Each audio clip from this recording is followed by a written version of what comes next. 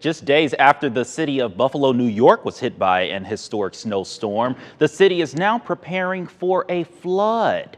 The deep freeze across western New York is breaking as temperatures rise, though power is back online for many.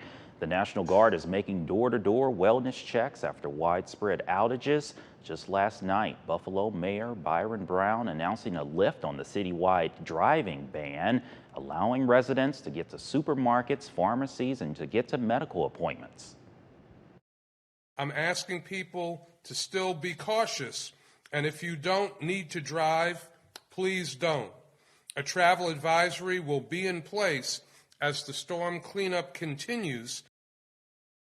28 members of the Buffalo community have lost their lives due to the storm.